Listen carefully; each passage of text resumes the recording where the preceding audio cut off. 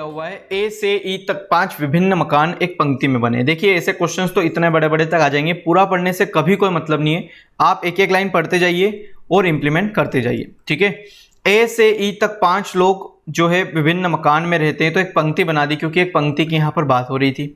उसके बाद ए जो है वो बी के दाईं ओर, देखिए आपको पता होगा ये होता है भैया दायां, ठीक है, आपके अकॉर्डिंग या मेरे अकॉर्डिंग ये दायां होता है और जस्ट ये होता है आपका बायां, ठीक है। ये हो जाएगा आपका राइट, ये हो जाएगा आपका लेफ्ट। चलिए आगे कहा कि ए जो है वो बी के दाईं ओर, तो देखिए बी को अगर मैं यहां मानता हूं तो बी के दाईं ओर मतलब कुछ इस प्रकार ना, तो बी के दाईं ओर कौन है, ए है, ठीक है। फिर आगे आपको कहा है कि ई जो है वो सी के बाईं ओर। अब देखिए सी आपको यहां कहीं भी नहीं दिख रहा है, तो इस लाइन को अगर 2 मिनट के लिए आप छोड़ते हैं, ठीक है, इतनी सी को, बट ई के बाद देखिए कोमा लगा हुआ है और कोमे के बाद आप यहां देखिए तथा लगा हुआ है। तथा लगा हो या फिर और लिखा हुआ हो तो और या तथा इस ए को इस ई से रिलेट करता है, ठीक है। ई के बाद कोमा लगा है, यहां तथा लिखा है, तो ई ए के दाईं ओर है, मतलब इसका कहने का पूरा मतलब ये है। ए के जस्ट दाईं ओर अगर मैं ई को भी मान लूं, ठीक है। अब यहां पर कुछ ज्यादा अल्फाबेट्स है नहीं, इसलिए मैं जस्ट मान रहा हूं। बहुत सी बार ऐसा भी होगा कि भैया इनके बीच में 2 लोग होंगे, फिर भी ये बता देगा कि बाईं ओर, क्योंकि ए के बाईं ओर ई तो है बट वो जस्ट उसके पास नहीं है, ठीक है। ये एक बेसिक क्वेश्चन है, इसलिए मैं आपको ऐसे बता रहा हूं।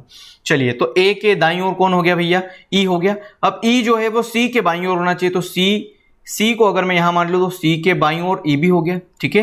फिर नेक्स्ट साथ ही बी डी के दाईं ओर है, देखिए बी जो है वो इस डी के भी दाईं ओर, डी के दाईं ओर बी हो गया। तो ये सारे ही लोगों को आपने जो है व्यवस्थित बिठा दिया, ए बी सी डी और ई, 5 लोग थे, ए से ई तक बिठा दिए। अब आपको पूछा है तब बिल्कुल बीच में कौन बैठा है, देखिए 2 इधर छोड़ दीजिए, 2 इधर छोड़ दीजिए, बीच में कौन बचा है, ए, मतलब ऑप्शन नंबर आपका बी करेक्ट हो जाएगा कि ए वाला जो इंसान है वो यहां पर बीच में है, ठीक है। चलिए, बहुत बेसिक क्वेश्चन था। क्वेश्चन नंबर 2 पर बढ़ेंगे। 6 सदस्यों का दल एक पंक्ति में बैठा हुआ, देखिए फिर से पंक्ति वाला ही एक क्वेश्चन आया है। ये मैंने एक पंक्ति ले ली, 6 लोग हैं अभी यहां पर। आर की स्थिति एस के बाईं ओर है, देखिए मान लीजिए एस को आप यहां कहीं, ठीक है। पहले से 6 लोगों को मत बनाइए क्योंकि वहां पर फिर कंफ्यूज हो जाओगे कि किसको कहां ले, ठीक है। आर की स्थिति जो है वो इस एस के बाईं ओर है। अब देखिए एस के ये होता है ना सबका दायां, ये होता हो जाएगा आपका दायां और इस साइड हो जाएगा ना आपका बायां। उसने कहा भैया कि आर की जो स्थिति है वो एस के बाईं ओर, एस के बाईं ओर मतलब आर कहां होगा, यहां कहीं, ठीक है। फिर आगे मुझे कहा है कि और क्यू के दाईं ओर। अब और लगाया मतलब अभी जस्ट मैंने समझाया कि और किसके लिए लगा है, इस आर के लिए ही लगा है। तो आर की ही जो स्थिति है वो किसके लिए, किसके साथ, क्यू के साथ यहां पर आपको बताई गई है कि आर की जो स्थिति है वो क्यू के दाईं ओर। तो देखिए क्यू को अगर मैं यहां मान लूं तो क्यू के जस्ट दाईं ओर आर भी दिख गया आपको, ठीक है। तो यहां तक आपकी लाइन कंप्लीट। फिर आगे और जो स्वयं एन की दाईं ओर है, देखिए यहां पर अब थोड़ा सा और समझिए, इसको मैं हटाता हूं पूरा। एक बात समझिए कि आर की स्थिति एस के बाईं ओर है और क्यू के दाईं ओर, ठीक है, जो स्वयं एन के दाईं ओर। अब यहां देखिए फिर से जो लग गया, और मैंने अभी जस्ट कहा कि ये जो होता है जस्ट आगे आए हुए अल्फाबेट्स के लिए होता है, ठीक है।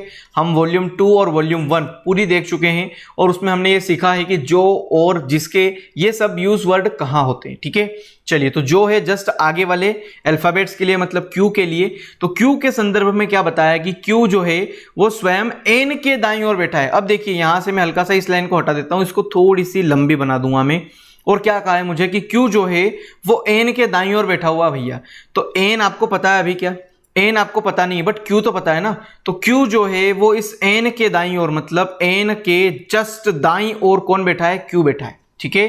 फिर आगे और P की स्थिति O के दाईं ओर है। अब देखिए P और O दोनों ही नहीं दिख रहे आपको यहां पर, बट फिर से ही आगे आप देखेंगे तो जो लगा हुआ है, और ये जो किसके लिए यूज होगा, जस्ट आगे आए हुए अल्फाबेट्स के लिए, ठीक है। तो O के संदर्भ में आप देखिए, O के संदर्भ में N के बाईं ओर, देखिए O जो है वो N के बाईं ओर, N के दायां तो इधर हो जाएगा, बायां इधर, मतलब O को आपको कहां बिठाना पड़ेगा, यहां, ठीक है। मैं हल्के सी और लाइन को बढ़ा देता हूं। और इसने ऊपर वाली लाइन में कहा कि P की स्थिति O के दाईं ओर, देखिए P की जो स्थिति है वो A के O के दाईं ओर होनी चाहिए, मतलब इन दोनों के बीच में P कहीं आएगा, मतलब P यहां मान लीजिए, O यहां मान लीजिए। अभी भी आपका बिल्कुल डायग्राम गलत नहीं हुआ है। एक बार मैं पूरे क्वेश्चंस को फिर से यहां पर आपको जो क्लियर करवा देता हूं। देखिए R की स्थिति S के बाईं ओर, देखिए R की जो स्थिति है वो S के बाईं ओर हो गई। फिर आगे कहा है कि और Q के दाईं ओर, मतलब इसी R की स्थिति इस Q के दाईं ओर भी हो गई, ठीक है, लाइन क्लियर। फिर आगे जो स्वयं एन के दाईं ओर, ये जो लगा है इस क्यू के लिए, तो क्यू की बात हो रही है कि भैया क्यू जो है वो इस एन के दाईं ओर, एन के जस्ट दाईं ओर क्यू बैठा हुआ है, ठीक है। और आगे कहा है पी की स्थिति ओ के दाईं ओर, देखिए पी की जो स्थिति है वो ओ के दाईं ओर हो गई, ठीक है। फिर आगे कहा कि जो किसके लिए लगा है, इस ओ के लिए, ठीक है। जो स्वयं एन के बाईं ओर, मतलब ये ओ जो है वो कौन है, वो कहां बैठा हुआ है, इस एन के बाईं ओर, एन के बाईं ओर ओ बैठा हुआ है कि नहीं बैठा हुआ है, बैठा हुआ है ना। अभी भी मैं कह सकता हूं ना कि एन के ही बाईं ओर बैठा हुआ है, क्योंकि बाईं ओर ही तो है भैया, बीच में चाहे पी आ जाए कि चार लोग आ जाए, होगा तो ये इसके बाईं ओर ही, ठीक है। चलिए यहां पर आपका पूरा जो है पंक्ति जो बनाई थी हमने क्लियर कंप्लीट हो चुकी है। आपको पूछा बताइए कौन से सदस्य ठीक बीचों बीच बैठे हुए हैं, दो इधर छोड़ दीजिए, दो इधर छोड़ दीजिए, एन और Q. Option number B correct होगा, एन और क्यू, ठीक है।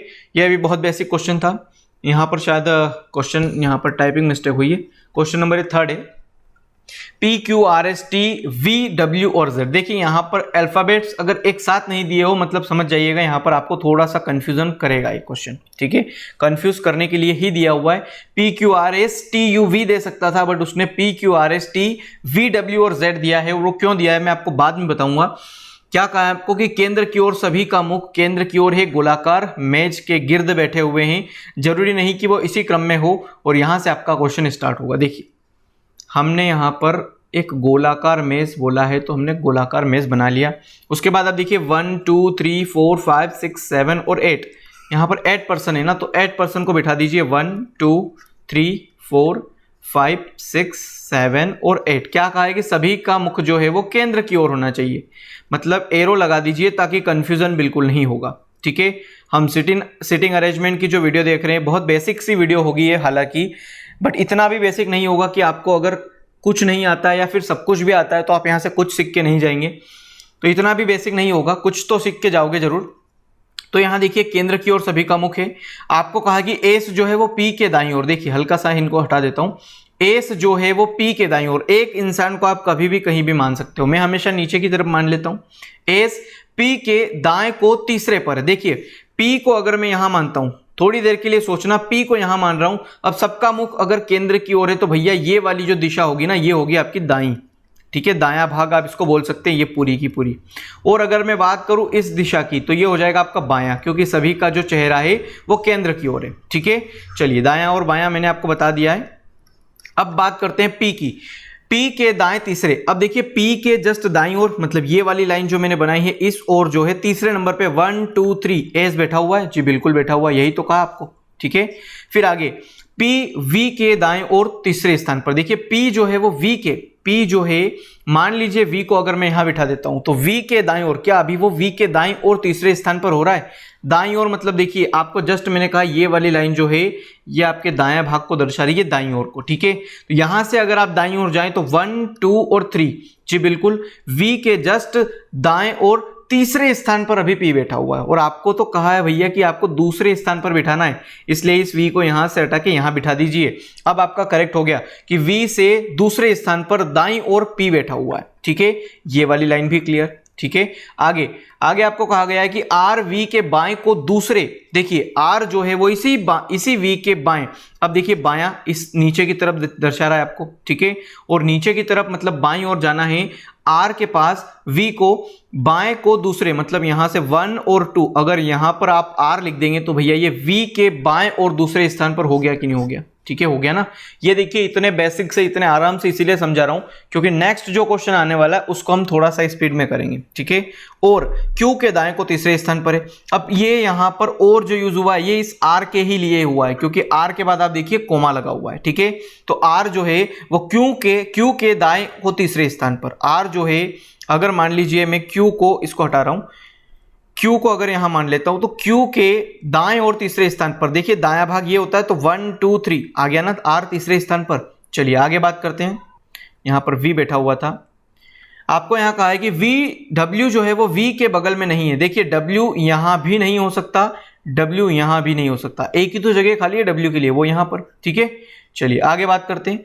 z t के दाएं दूसरे हैं। देखिए अगर मैं t को यहां और z को यहां मानता हूं 2 मिनट के लिए, ठीक है, स्टार लगा रहा हूं। क्यों माना मैंने?